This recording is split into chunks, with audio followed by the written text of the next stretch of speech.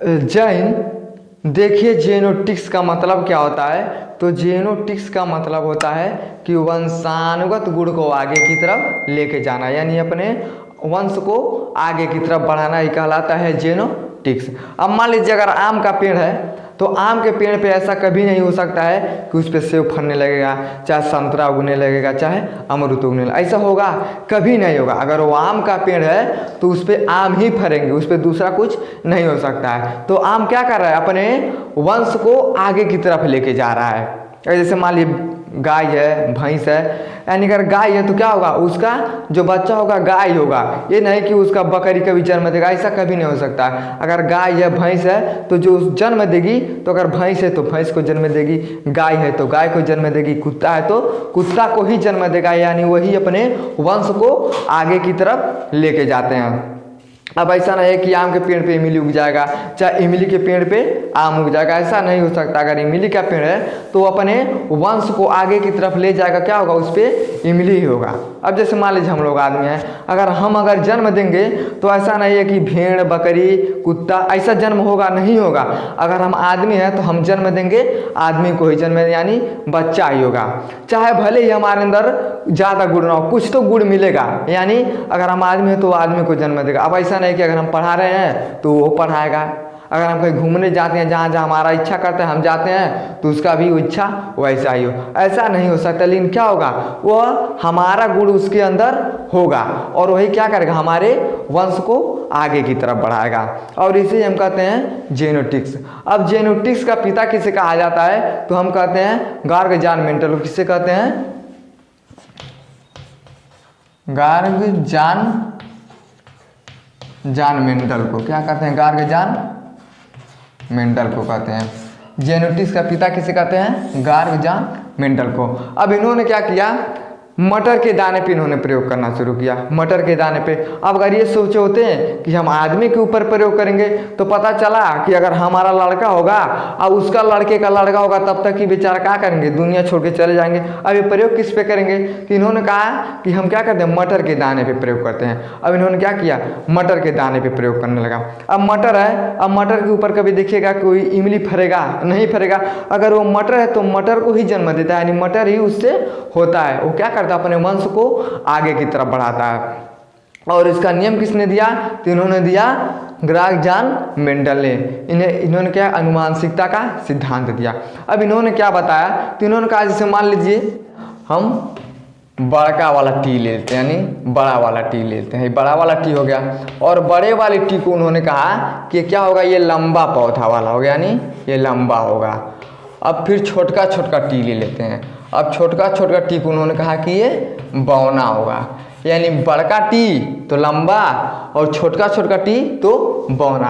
अब इन्होंने क्या किया, इसमें संकरण करवाया, यानी क्रॉस करवाया। अब इसमें हो गया संकरण, इसमें हो गया संकरण,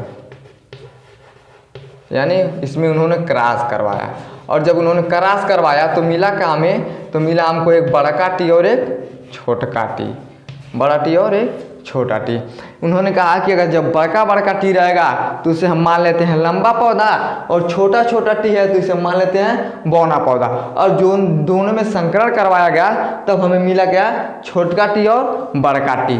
अब उन्होंने कई नियम दिए, तो पहला नियम उन्होंने दिया कि अप्रभाविता का नियम। अब अप्रभाविता के नियम उन्होंने क्या कहा, उन्होंने कहा कि हम क्या करते हैं, हम बॉक्स बना लेते हैं। क्या करते हैं, बॉक्स बना लेते हैं।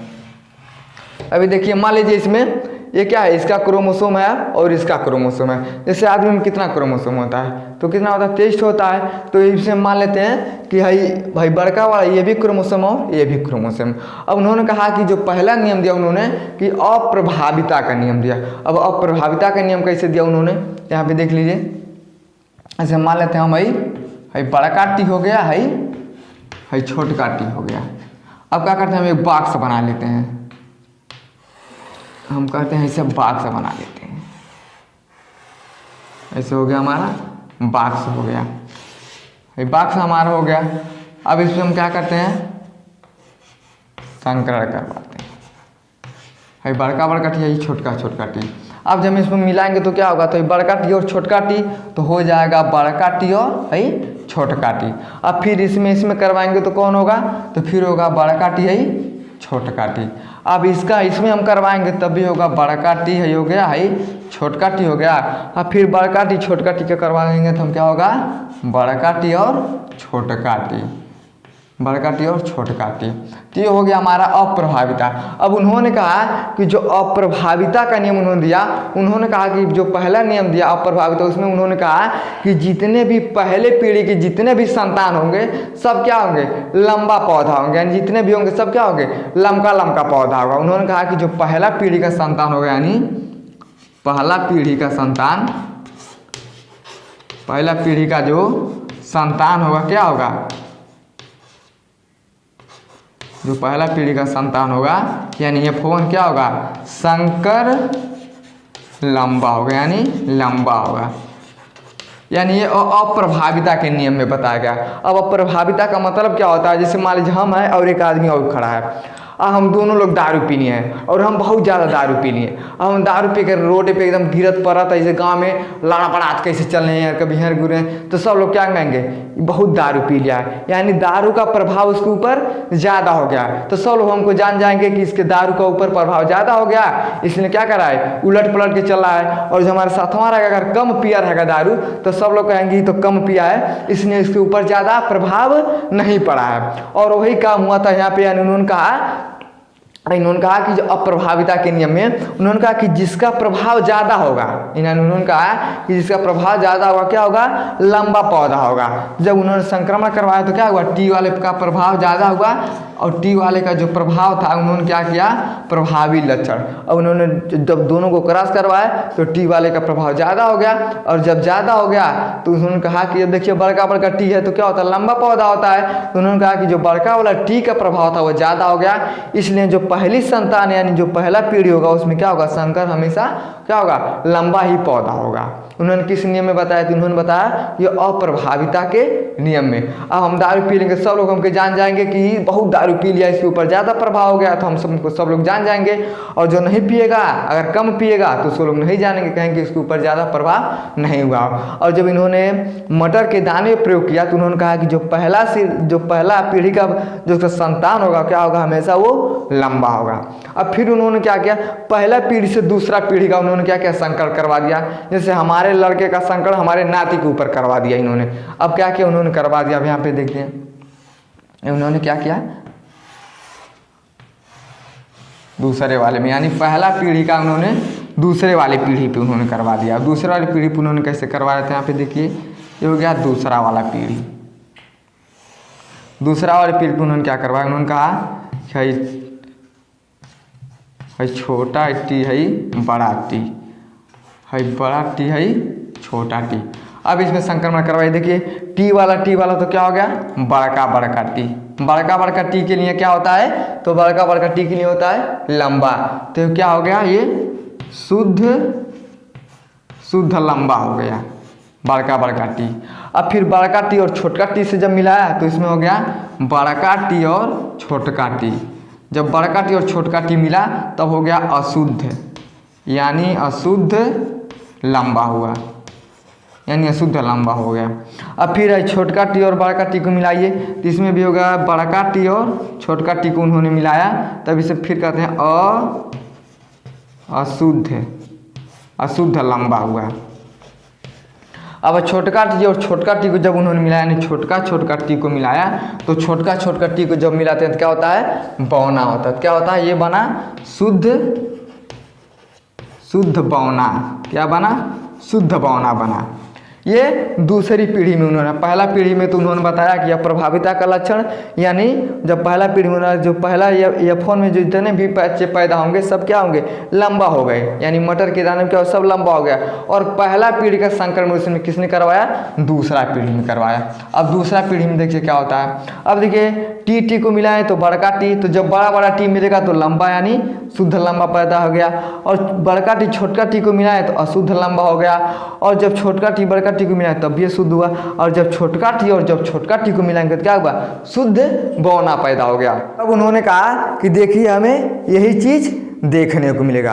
और उसके बाद उन्होंने 2 थ्योरी को दे दिया, और पहला उन्होंने क्या दिया, तो पहला उन्होंने दिया फिनोटाइप।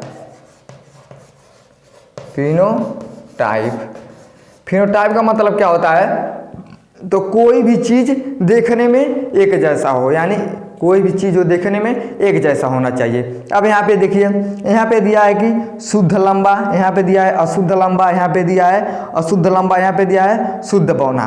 अब कहने का मतलब क्या है कि एक जैसा देखने को मिलेगा। अब ऐसा नहीं है कि बहुत ज़्यादा लंबा है और है दोनों ज़्यादा छोटा है और उहू से छोटा है।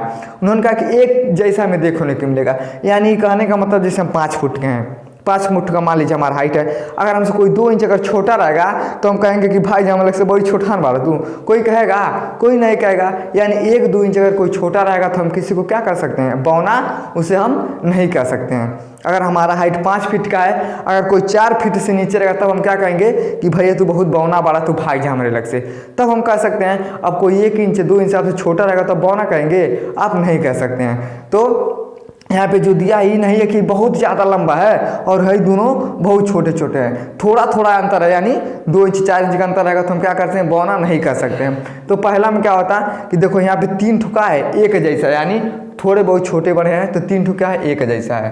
तो 3 ठो है, 3 ठो एक जैसा है, 3 ठो एक जैसा है, और है 1 ठो बौना है, ये क्या है, एकदम बौना है। तो ये 3 ठो क्या है, एक जैसा है, और 1 ठो अकेले वाला, यानी 3 ठो थोड़ा छोटे बड़े हैं और 1 ठो क्या है, बौना वाला है। अब दूसरा उन्होंने कहा कि जीनोटाइप, यानी जेनेटिक्स, यानी जीनोटाइप।